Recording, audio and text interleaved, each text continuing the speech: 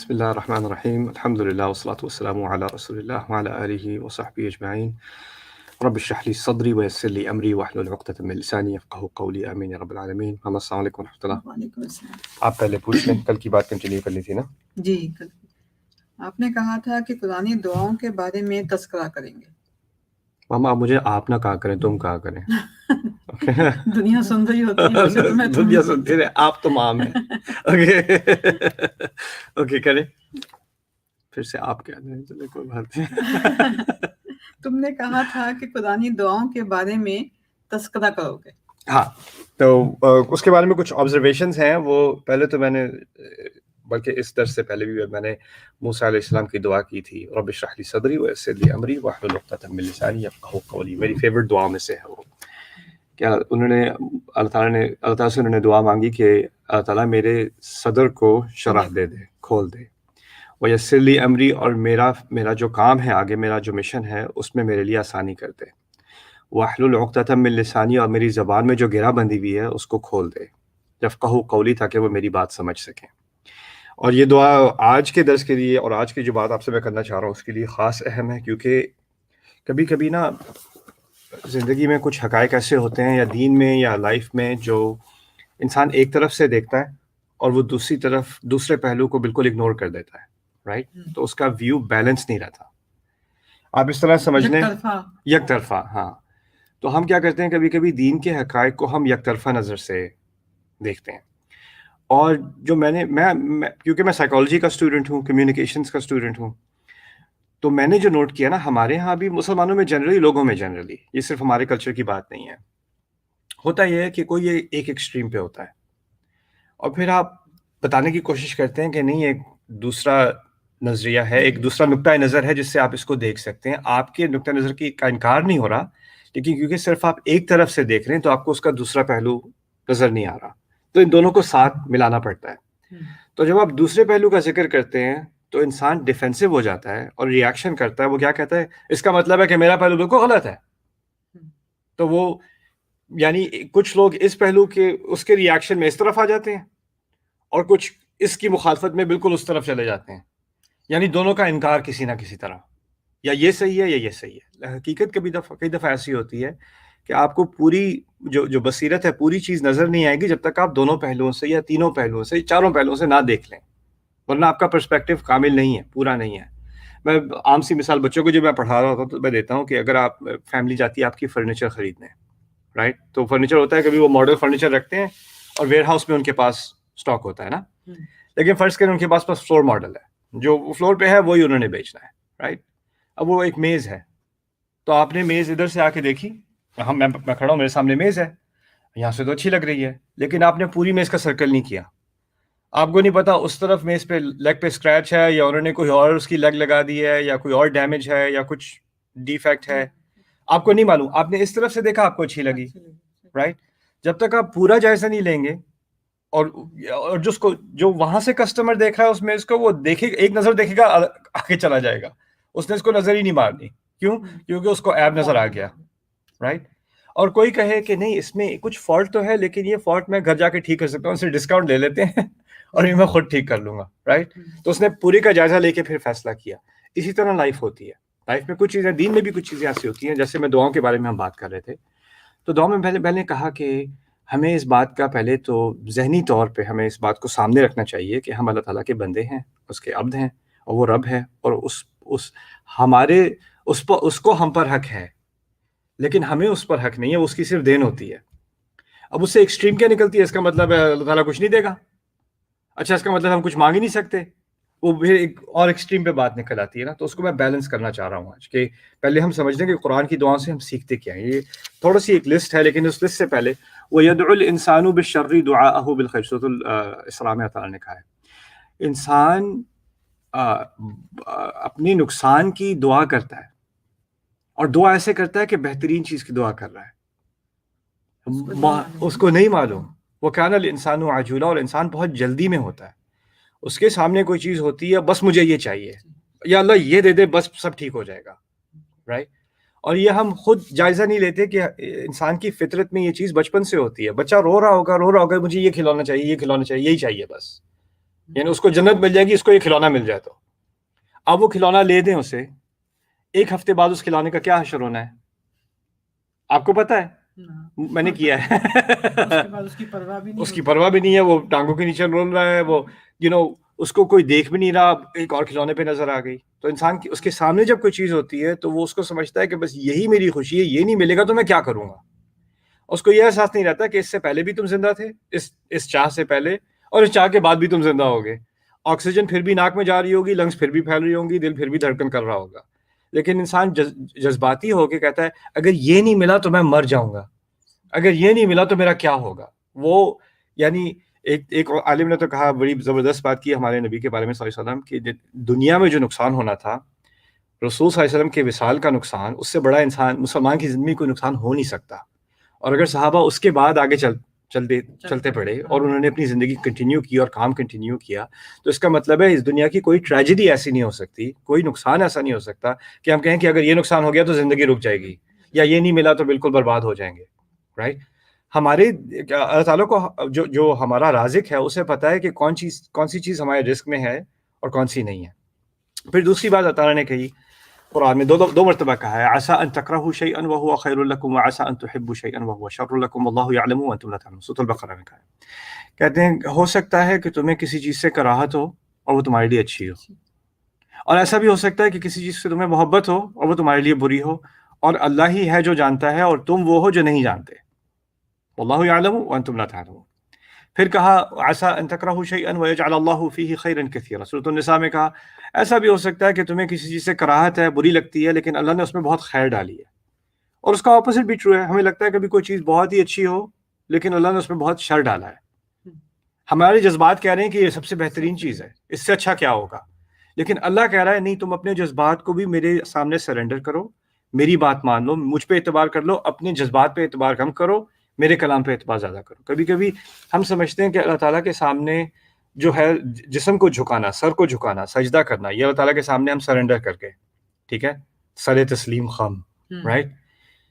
انسان ظاہری سر تسلیم خم کر سکتا ہے، حلال کھا سکتا ہے، حرام چیز سے رک سکتا ہے، لیکن ایک اور عبادت اللہ تعالیٰ کی ہوتی ہے اپنے جذبات کی، کہ ہم اپنے جذبات کو اوپر کر دیتے ہیں، اور جو اللہ کہہ رہا ہے کہ ان جذبات کو کنٹرول کرو، ان کو، جیسے ایک ڈیم پھٹتا ہے نا تو پانی نکلتا ہے، تو جذبات ایسے ہوتے ہیں. تو قرآن کیا کرتا ہے کہ قرآن اس پانی کو صحیح نہروں میں چینل کرتا ہے، اور اگر ہم اس کو چینل نہیں کریں گے تو ہمارے جذبات سرنڈر نہیں کر رہے، ہمارے جذبات اللہ تعالیٰ کی عبادت میں نہیں آئے. رائٹ؟ تو یہ بھی قرآن کا ایک مقصد ہے کہ وہ ان جذبات کو گائیڈ کرے. تو اس کے سلسلے میں جو قرآن کی کثیر دعائیں، اگر آپ ایک اجمالی سا جائزہ لیں، اوپر سے برڈز آئی ویو لیں قرآن کی دعاؤں کا، تو ایک بات سامنے آتی ہے، یا تو اللہ تعالیٰ سے ہم نے کہا ہے کہ اس دنیا میں جو ہمیں ملے وہ ہمارے لیے اچھا ہو، ربنا آتنا فی الدنیا حسنہ وفی الآخرۃ حسنہ. سب کو دعا یاد ہے، رائٹ؟ اللہ ہمیں اس دنیا میں اچھا دے، خوبصورت دے، آخرت میں بھی اچھا دے. اس پہ اگر آپ تامل اس پہ غور کریں، یہ دعا کی جاتی ہے حج کے موقع پہ. اس کا خاص مقام سے ہم گزرتے ہیں اور پھر ہم کہتے ہیں ربنا آتنا فی الدنیا حسنہ. یہ حج کی آیات ہیں جس میں یہ دعا نازل ہوئی ہے، سورۃ البقرہ میں حج کی ہدایت دی جا رہی ہے. اب حج پہ انسان دنیا جہاں چھوڑ کے آتا ہے نا، اور پرانے زمانے میں کوئی فلائٹ تھوڑی تھی، پرانے زمانے میں تو لوگ الوداع کہہ کے پتہ نہیں رستے میں ہی مر جائیں گے، پیدل جا رہے ہوتے تھے، گھوڑے پہ جا رہے ہوتے، 1000 میل 2000 میل 5000 میل صحرا سے گزر کے انہوں نے مکے پہنچنا ہے. کتنے خطرے ہوں گے رستے میں، کتنی بیماری ہو سکتی ہے رستے میں، کوئی کھانے پینے کا کوئی انتظام نہ ہو، کہیں صحرا میں پھنس گئے، کہیں پہاڑ پہ پھنس گئے تو کیا ہوگا، جانور کوئی لڑ سکتا ہے، بالکل آپ ایکسپوز ہیں. یہ بھی نہیں کہ ہوٹل سے ہوٹل جا رہے ہیں، رائٹ؟ ایئرپورٹس کی سیفٹی نہیں ہے، بس اسٹیشنز کی سیفٹی نہیں ہے، آپ ایسے ہی جا رہے ہیں اس زمانے میں. اور وہاں پہنچ کے انسان کس حالت میں پہنچا ہوگا 4 مہینے سفر کرنے کے بعد، کیا اس کی حالت ہوگی. اب اس حالت میں وہ گزر رہا اور کیا کہہ رہا ہے اللہ سے، ربنا آتنا فی الدنیا حسنہ. اس سے اس دعا کا ہمارا ایک پرسپیکٹو بدل جاتا ہے. وہ انسان یہ کہہ رہا ہے کہ اللہ تعالیٰ اس دنیا میں جو سب سے خوبصورت نعمت آپ نے مجھے دی ہے نا، وہ یہ دی ہے کہ میں آپ کے گھر کی زیارت کر سکوں. اور اسی طرح، اور کیونکہ اس گھر کی زیارت سے نہ صرف یہ میری اس زندگی کی اہم ترین کارناموں میں سے، میری اکمپلشمنٹس میں سے، میری نعمتوں میں سے ہے، لیکن اس کی وجہ سے میری آخرت بھی سنور رہی ہے. فی الدنیا حسنہ وفی الآخرۃ حسنہ. اور اس سے پھر اس نے یہ دعا یہ کی ہے انسان نے کہ اللہ اس کے بعد جو بھی اچھی چیز مجھے دے گا، میرے رب جو میری زندگی میں جو بھی نعمتیں آئیں، وہ بس ایسے ہی کرنا جیسے یہ ہے جائے، یعنی وہ ایسی ہو کہ میری دنیا سے بھی اس کی بہتری ہو جائے اور ساتھ ہی آخرت بھی بہتر ہو جائے. یا اللہ مجھے ایسی نعمت نہیں چاہیے جس سے دنیا تو اچھی ہو اور آخرت خراب ہو جائے. ہم سمجھتے ہیں اس کا مطلب ہے یا اللہ دنیا میں بھی اچھی گاڑی دے دے، آخرت میں بھی فراری دے دینا. مقصد دعا کا یہ ہے اگر گاڑی دینی ہے، گھر دینا ہے، میرے رب نے جو بھی دینا ہے، یا اللہ ایسی چیز دینا جس سے میں آپ کا شکر گزار بنوں اور آپ کی ہدایت میں رہوں اور اس سے مجھ میں گھمنڈ نہ آئے اور میں لوگوں پہ ظلم نہ کروں اور میں اس کا حق ادا کروں اور اس پر میں زکوٰۃ دوں. یعنی جو نعمتیں آئیں وہ آپ کی فرما برداری کے تحت آئیں تاکہ دنیا بھی اچھی رہے اور آخرت بھی اچھی رہے. یہ دعا کی جا رہی ہے. تو یہ ایک طرح کی دعائیں ہیں قرآن میں. دوسری ہیں کہ آپ ایک مشکل کا سامنا کر رہے ہیں، رائٹ، اور مشکل آپ سے بہت بڑی ہے. جیسے طالوت جالوت کے قصے میں بہت چھوٹی فوج ہے اور ان کے سامنے کئی گنا زیادہ بڑی فوج ان کو ہڑپ کرنے والی ہے. اور اس سے اخذ کیا کرتا ہے انسان، اس سے حکمت کیا نکلتی ہے کہ کبھی کبھی ایسی سچویشن کا سامنا کرنا پڑتا ہے ہمیں جو ہمارے کنٹرول سے بہت بڑی ہوتی ہے اور ہم نہیں سمجھ سکتے کہ اس بڑے جائنٹ مسئلے کو ہم کیسے حل کریں گے. یعنی میں اتنا سا اور میری مشکل پہاڑ کے برابر، میں کیسے اس کو حل کروں، رائٹ. تو ایک تو آپ ہم سمجھیں کہ شاید دعا ہو کہ یا اللہ اس پہاڑ کو بس پتھر بنا دے، چھوٹا سا، اس پہاڑ کو کنکر بنا دے میرے لیے، یعنی حقیقت بدل دے، رائٹ. لیکن آپ نوٹ کریں گے قرآن میں بار بار جب بھی ایسی سچویشن آتی ہے جس میں بہت بڑی اپوزیشن کا سامنا ہے، بہت بڑی مشکل کا سامنا ہے، تو انسان دعا دو طرح کی کرتا ہے. یا تو ربنا افرغ علینا صبرا وثبت اقدامنا، ہم پر صبر اڈیل دے، جیسے صبر پانی کی طرح ہمیں صبر میں بھگو دے اور ہمارے پیروں کو ثابت کر دے. وانصرنا، اور ہماری مدد کر. یعنی مشکل نہیں ہٹانے کی دعا کیا ہے؟ ہمیں قوت دے دے کہ ہمیں اس مشکل کا سامنا کرنا پڑے اور ہماری اپنی قوت کافی نہیں ہے، اس کا بھی ہم اعتراف کرتے ہیں. یعنی ایک تو ہمیں صبر دے اور ہمارے پیروں کو جما دے اور پھر اس کے بعد ہماری مدد کر. یہ تین اس کے پہلو ہیں. یعنی اور دو پہلو سمجھنے، ایک تو ہم نے اپنے لیے قوت مانگی، اپنے لیے صبر مانگا، اپنے لیے استقامت مانگی اور پھر اللہ سے مدد مانگی. تو یہ ایک فلسفہ ہے قرآن کا کہ ہمیں مشکلات کا سامنا کرنا ہے. میں اپنے بچے جو اسٹوڈنٹس ہیں ان کو میں انالوجی دیتا ہوں کہ آپ فرض کریں کہ آپ ایک طوفان سے گزر رہے ہیں، رائٹ، سمندر کے اندر آپ کشتی پہ ہیں، طوفان سے گزر رہے ہیں اور آپ کشتی چلا رہے ہیں. ایک دعا تو یہ ہوگی یا اللہ یہ طوفان ختم کر دیں. لیکن قرآن کی دعاؤں سے کیا اخذ ہوتا ہے؟ یا اللہ میری کشتی کو مضبوط رکھ اور مجھے توفیق دے کہ میں ان لہروں کو نیویگیٹ کر سکوں. طوفان ختم ہو نہ ہو، مجھے اس سے پار کرا دے، مجھے اس طوفان سے بچا لے اور مجھے اس کی صلاحیت دے دے. تو یہ ہوتی ہیں قرآن کی دعائیں. بار بار آپ نوٹس کریں گے کہ وہ اپنی طرف واپس آتی ہیں. اور پھر جب کوئی ایسی مشکل ہو جس سے ہم بچ ہی نہیں سکتے تو موسیٰ علیہ السلام جیسی دعائیں، اعوذ بربی انی عذت بربی وربکم ان ترجمون، میں تو اپنے رب کی پناہ مانگتا ہوں جو تمہارا بھی رب ہے کہ تم مجھے سنسار نہ کر دو. یعنی ان کے پاس تو اتنی اتھارٹی تھی فرعون کی فوجوں کے پاس کہ ان کو اریسٹ کرتے، کسی کھمبے سے باندھتے اور پبلکلی ان کو سنسار کر دیتے، کوئی روکنے والا نہیں تھا، رائٹ. تو انہوں نے اب وہ موسیٰ علیہ السلام ایک انسان کی صلاحیت کیا اور ایک پوری فوج کی صلاحیت کیا. تو انہوں نے کیا دعا کی؟ انی عذت بربی وربکم ان ترجمون، میں اپنی رب کی پناہ مانگتا ہوں جو میرا بھی رب ہے تمہارا بھی رب ہے کہ تم مجھے سنسار نہ کرو، رائٹ. یعنی ہم اپنی حفاظت کی دعا مانگتے ہیں، وہ بھی ہماری طرف ڈائریکٹ ہے. عجیب بات ہے کہ اس دعا میں یہ نہیں کہا کہ میں اپنے رب سے یہ دعا مانگتا ہوں کہ تم سب سنسار ہو جاؤ، مجھے سنسار کرنے لگے ہو، اللہ تمہیں تباہ برباد کر دے، رائٹ. ہم ایسی دعائیں مانگتے ہیں، ہم دعا مانگتے ہیں کہ کوئی اور برباد ہو جائے، رائٹ. اپنے لیے طاقت نہیں مانگتے، اپنے لیے طاقت نہیں مانگتے. تو یہ قرآن پہلے کیا سکھا رہا ہے کہ اپنے لیے طاقت مانگو. لیکن پھر بھی اب یہ بھی ایک نقطۂ نظر ہے. میں نے شروع میں کہا تھا نا مختلف پہلو ہوتے ہیں، تو ایک اور اس میں کئی اور ہیں، لیکن اس سیشن میں ایک اور نقطۂ نظر جو میں آپ کے سامنے رکھنا چاہتا ہوں وہ بہت اہم ہے. انگلش میں اس کا لفظ ہے ایمپیتھی، اردو میں اسے ہم کہتے ہیں رأفہ، عربی میں رأفہ کہتے ہیں. رأفہ ہوتا ہے کہ کسی کے جذبات کو ایکنالج کرنا، اور اس میں اور ترس کھانے میں بہت فرق ہے. پہلے یہ فرق سمجھ لیں. جیسے اگر میں کسی فقیر کو دیکھتا ہوں تو مجھے ترس آتا ہے، میں اس کو تھوڑے پیسے دے دیتا ہوں، ٹھیک ہے، یہ میں نے اس پر رحمت کی ہے یا اس پر میں نے ترس کھایا ہے. لیکن رأفہ کیا ہوتی ہے کہ میں بیٹھ کر سوچوں کہ اگر میں اس حال میں ہوتا تو مجھ پہ کیا گزر رہی ہوتی. تو میں یعنی اپنے آپ کو اس کی پوزیشن میں ڈال کے اس کے نقطۂ نظر سے بات سمجھنے کی کوشش کر رہا ہوں کہ جب وہ مانگ رہا ہے تو اس پر کیا گزر رہی ہوگی, اس کے لیے کتنا امبیرسنگ ہوتا ہوگا, اگر میں صورتحال میں ہوتا تو کیا ہوتا. اور کبھی کبھی اللہ تعالیٰ ہمیں اس سچویشن میں ڈالتا ہے. اللہ تعالیٰ ہمیں کبھی کہتا ہے کہ سوچو اگر تم اس صورتحال میں ہوتے تو کیا ہوتا. وَلْيَخْشَ الَّذِينَ لَوْ تَرَكُوا مِنْ خَلْفِهِمْ ذُرِّيَّةً ضِعَافًا خَافُوا عَلَيْهِمْ فَلْيَتَّقُوا اللَّهَ وَلْيَقُولُوا قَوْلًا سَدِيدًا. جائیداد کے ڈسٹریبیوشن کے وقت جب کسی کی جائیداد بٹی جا رہی ہوتی ہے تو گاؤں میں تو پتہ ہوتا ہے سب کو کہ کسی کی ڈیتھ ہوئی ہے اور اب چیزیں بٹیں گی, تو فقیر بچے یتیم جو ہے وہ اکٹھے ہو جاتے کہ شاید ہمیں بھی کچھ مل جائے. تو لوگ اس سے غصہ کرتے کہ یہ کیا آ گئے, یہ مانگنے والے آ گئے, سارے پہنچ گئے نا. تو اللہ تعالیٰ نے کہا کہ جو لوگ پیچھے جو چھوڑے جا رہے ہیں ان کو ڈر ہونا چاہیے کہ اگر وہ بھی اپنے پیچھے کوئی یتیم اولاد چھوڑ دیتے جن پہ ان کو خوف ہوتا, تو اندازہ کرو کہ تمہاری اولاد ہوتی یہاں پہ تو کیسے تم ٹریٹ کرتے. یعنی کسی اور کے نقطۂ نظر سے دیکھنے کی کوشش کرنا, ان کی تکلیف کو سمجھنے کی کوشش کرنا. اللہ تعالیٰ نے یہ کیا ہے, جس کی بہترین مثال ہے میرے نزدیک, بہترین مثالوں میں سے ہے, وہ یعقوب علیہ السلام کی مثال ہے. وہ بہت تکلیف کی زندگی گزاری انہوں نے.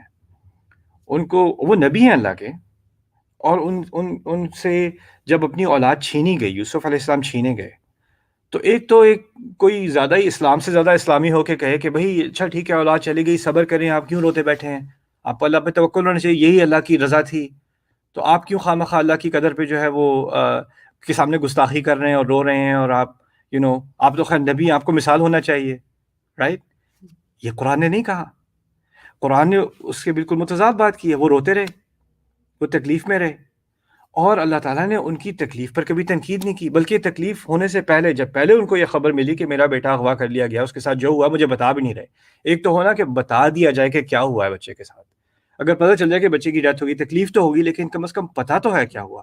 اگر کوئی بچہ اغوا ہو گیا ہے اور ہمیں پتہ بھی نہیں کس حال میں ہے, کیا ہوا ہوگا, تو کتنے برے خیال ہمیشہ ٹارچر کریں انسان کو نا.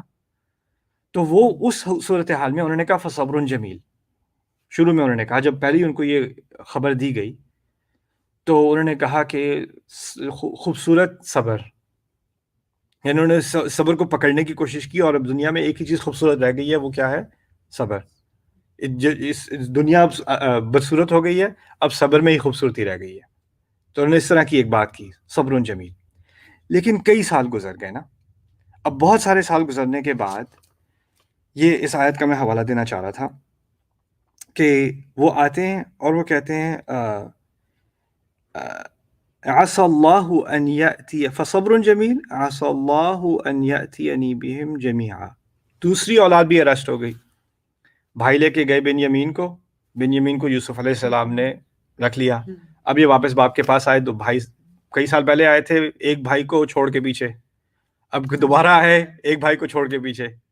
اور وہ اس دفعہ بھی انہوں نے کہا تھا کہ تم کچھ خراب کرو گے, میں بھیجنا نہیں چاہ رہا, انہوں نے منوا کے لے ہی لیا. دوسری دفعہ, یہ دوسرا ایپیسوڈ ہو رہا ہے. پھر ان کے منہ سے الفاظ نکلے صبر جمیل, وہی الفاظ.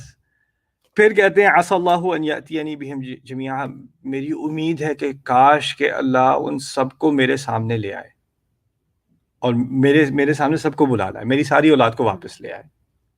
اب یہ دعا آخرت کی نہیں ہے, یہ دعا اس کی بھی نہیں ہے کہ اللہ مجھے قوت دے دے, میں جو بھی ہو رہا ہے میں سہ لوں, بلکہ یہاں پر تو دعا کیا ہے کہ حقیقت بدل جائے. کیا حقیقت بدل جائے؟ کہ سارے اکٹھے آ جائیں. تو اس سے اللہ تعالیٰ نے ایک ایکنالج کیا ہے انسان کے لیے, وہ ایسا انسان جو بلکہ نبی ہے, اللہ تعالیٰ کی عبادت میں اس نے ساری زندگی گزاری ہے, اور اس کے صبر کی مثال قرآن میں یہ ہے. اور اس صبر سے اس بات کی نفی نہیں کی گئی کہ آپ کے دل میں کوئی خواہش ہوتی ہے اپنی اولاد کے لیے, یا آپ کے دل میں کوئی تکلیف ہوتی ہے کسی کی طرف سے, اور آپ چاہتے ہیں کہ وہ تکلیف دور ہو جائے, یا آپ کو اس سے کوئی ریلیف مل جائے, اور آپ وہ چیز چاہتے رہیں, آپ کے دل میں اس کی خواہش رہے, تو اس سے ایمان کی نفی نہیں ہوتی. اور اس سے یہ نہیں ہوتا کہ آپ نے اللہ تعالیٰ کی ہدایت کو دھتکارا ہے اور آپ بس دنیا کی کسی ریلیف کے پیچھے جا رہے ہیں. نہیں, اللہ تعالیٰ نے ہمیں انسان بنایا ہے, ہمیں فرشتہ نہیں بنایا. ہماری اس دنیا میں اٹیچمنٹس ہوتی ہیں, ہماری خواہشات ہوتی ہیں, اور کبھی وہ خواہشات پوری نہیں ہوتی اور اس کی تکلیف رہتی ہے ایمان ہونے کے باوجود, اور ایسا ہوتا ہے, اور اس کو اللہ تعالیٰ نے ایکنالج کیا ہے. اس سے یہ بہت اہم لیسن ہے, کیونکہ پھر ہوتا کیا ہے کہ کبھی کوئی تکلیف میں ہوتا ہے نا, تو ہم اسے بس کہتے ہیں صبر کرو, یعنی اگر رو رہا ہے تو صبر کرو. یعقوب علیہ السلام سے زیادہ کون روئے گا؟ اور ان کو اللہ تعالیٰ لیکچر نہیں دے رہے کہ صبر کرو، بلکہ ان کا صبر بھی موجود ہے اور ان کے آنسو بھی موجود ہیں. آنسوؤں کا ہونا صبر کی نفی نہیں ہے، تکلیف کا ہونا صبر کی نفی نہیں ہے. تو یہاں پر ہمیں اللہ تعالیٰ سے اس دنیا میں کسی چیز سے ہمیں ریلیف مل جائے، کوئی تکلیف دور ہو جائے، یا کوئی اولاد کے بارے میں انسان کو زندگی بھر تکلیف ہوتی ہے کہ اگر وہ غلط راہ پر چلا گیا ہے یا چلی گئی ہے، یا ان کے آپس میں جھگڑے ہو گئے، کچھ ہو گیا ہے، تو انسان کی خواہش ہوتی ہے کہ وہ چیزیں حل ہو جائیں، رائٹ. انسان کی خواہش اپنے پیرنٹس کے بارے میں ہوتی ہے، کبھی پیرنٹس کی کو غلط راستے پہ چلے جاتے ہیں کہ حل ہو جائے مسئلہ، رائٹ. تو ان خواہشات کو بھی ایکنالج کیا گیا ہے، اور پھر لیکن آخر میں انہوں نے جو بات کی نا، یہ بیلنس کرتی ہے ساری چیز کو. تو انہوں نے کہا میری خواہش ہے کہ عسى اللہ ان یأتینی کہ اللہ ان سب کو میرے سامنے لے آئے گا، رائٹ.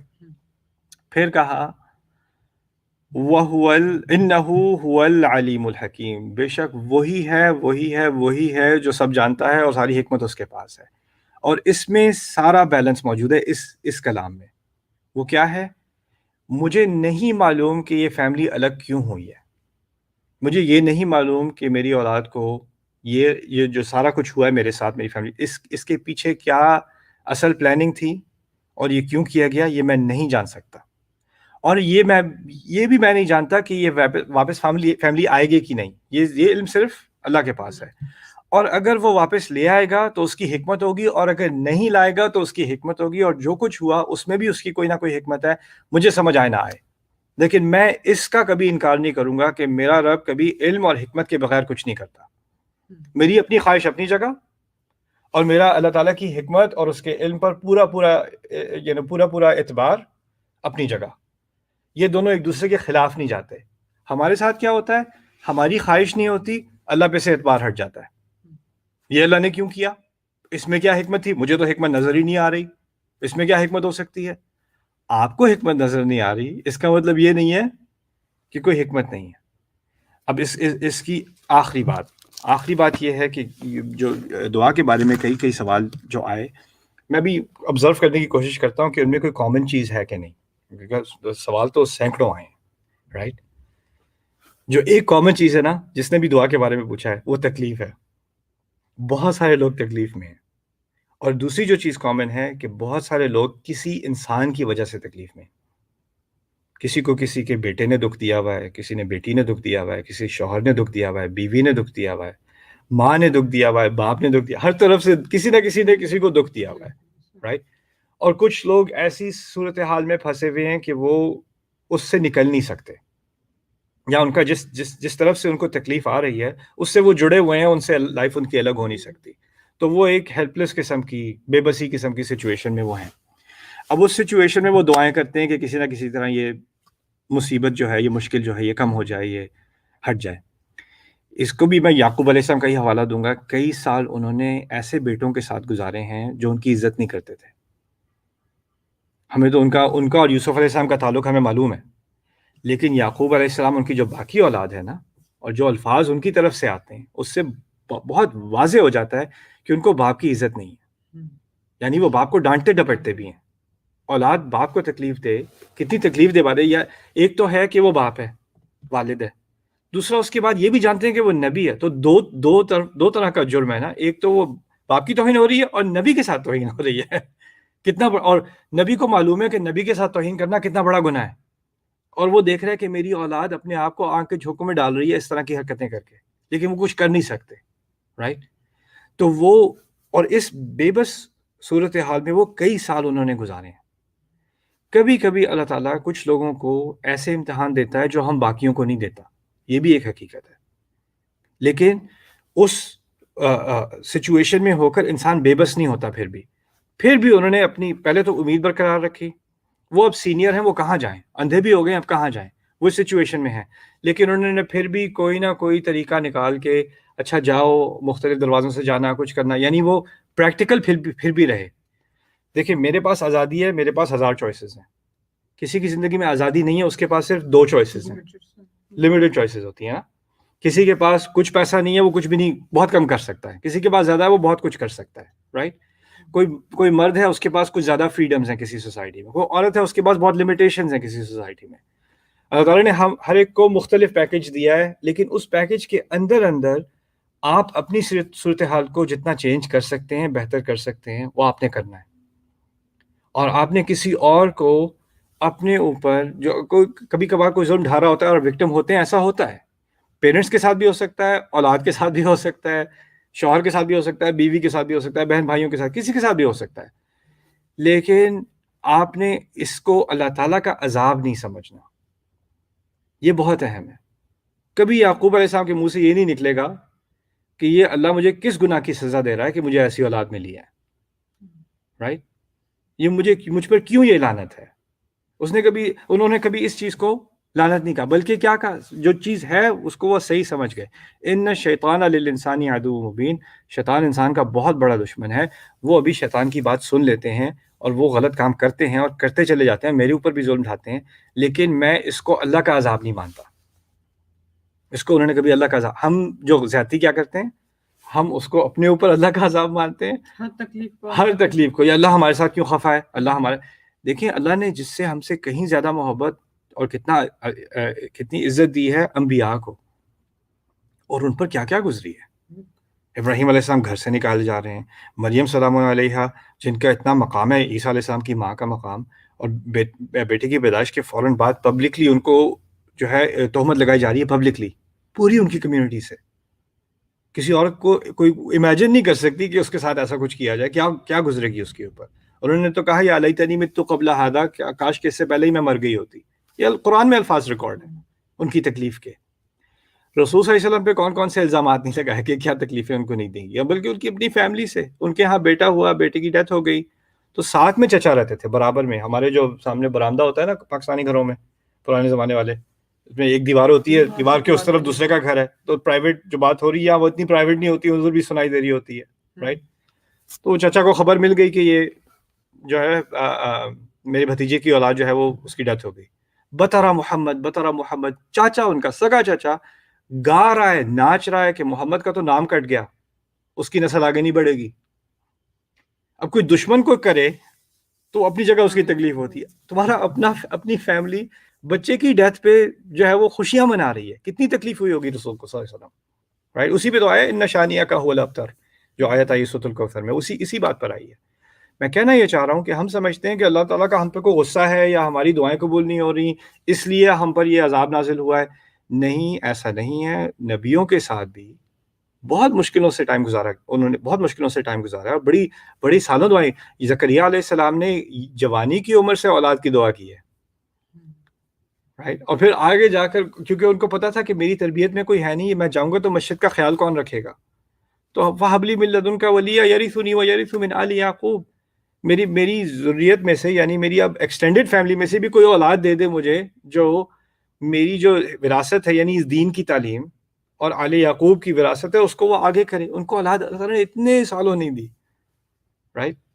تو یہ اور پھر نوح علیہ السلام کی مثال ہے، ان کو تو جو اولاد دی وہ بھی عذاب بن گئی، رائٹ. تو ہمیں یہ سمجھنا کہ ہماری کوئی غلطی ہے اس لیے ہمیں دنیا میں مشکلیں آتی ہیں، یہ غلط کانسیپٹ ہے. دنیا مشکلوں کی جگہ ہے، انبیاء کے لیے بھی مشاکل تھی، ہمارے لیے بھی ہوں گی، لیکن اللہ تعالیٰ آسانی پہلے کیسے کرے گا؟ ہمیں قوت دے گا. ہم اللہ تعالیٰ سے قوت مانگتے ہیں کہ ہمیں ان مشکلوں کا سامنا کرنے کی توفیق دے، جیسے یعقوب علیہ السلام کو دی، ان کو توفیق دی.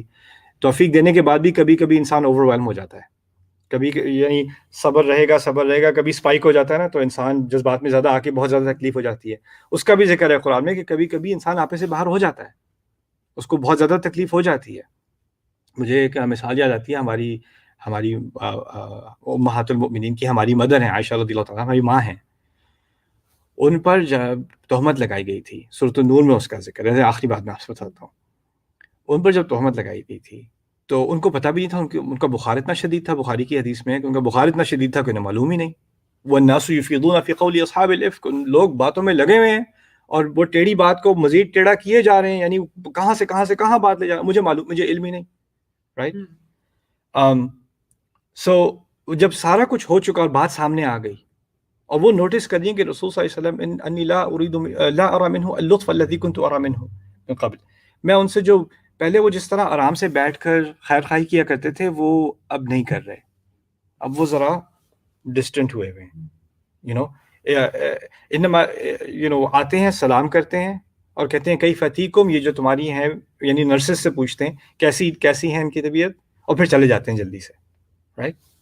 اچھا یہ وہ تو لمبا قصہ کسی اور دفعہ میں اردو میں بتاؤں گا آپ کو. وہ سارا بخاری کا ایک عظیم واقعات میں سے ہے قرآن کے، اور ہماری ماں نے جو اس کو جس طرح بیان کیا ہے نا، وہ بھی ایک عجائب میں سے ہے ہمارے دین کے. لیکن پھر انہوں نے جو بات کی ہے، جب یہ سامنے آ گئی بات، تو رسول صلی اللہ علیہ وسلم انہوں نے اجازت لی کہ میں اپنی والدہ کے گھر چلی جاؤں. یعنی وہ رسول صلی اللہ علیہ وسلم کا سامنا بھی کرنا ان کو عجیب لگ رہا تھا، تو انہوں نے کہا میں اپنی ماں کے گھر چلی جاؤں. تو رسول صلی اللہ علیہ وسلم نے اجازت دے دی، ابو بکر کے گھر وہ چلی گئیں. اب وہ گئیں، پھر رسول صلی اللہ علیہ وسلم آئے، بیٹھے. اب بیٹھے ہیں اور انہوں نے شروع کی ہے بات شہادت دے کے، اشہد ان لا الہ الا اللہ وحدہ لا شریک لہ واشہد ان محمدا عبدہ ورسولہ، یبلغ عنی کذا و کذا، آپ کے بارے میں میرے مجھ تک ایسی ویسی باتیں آئی ہیں. فَإِن كُنْتِ أَلْمَمْتِ بِذَنْبٍ فَاعْتَرِفِي بِذَنْبِكِ وَاسْتَغْفِرِ اللَّهَ وَتُوبِي إِلَيْهِ. اگر آپ سے کوئی تھوڑی بہت غلطی ہوئی ہے، تھوڑی بہت پھسلن ہوئی ہے، کچھ پھسلی ہیں آپ، تو آپ اپنے گناہ کا اعتراف کر لیں اور اللہ سے استغفار کر لیں. کیونکہ اللہ کا بندہ جب اعتراف کرتا ہے، استغفار کرتا ہے، تو اللہ تعالیٰ اس کی طرف لوٹ جاتا ہے. انہوں نے یہ بات کی. اور اگر آپ نے نہیں کیا کچھ، تو اللہ آپ کی براءت یعنی آپ کی معصومیت ثابت کر دے گا. انہوں نے یہ بات کی. یعنی رسول صلی اللہ علیہ وسلم نے دو پاسبلٹیز سامنے رکھی ہیں اپنی بیوی کے.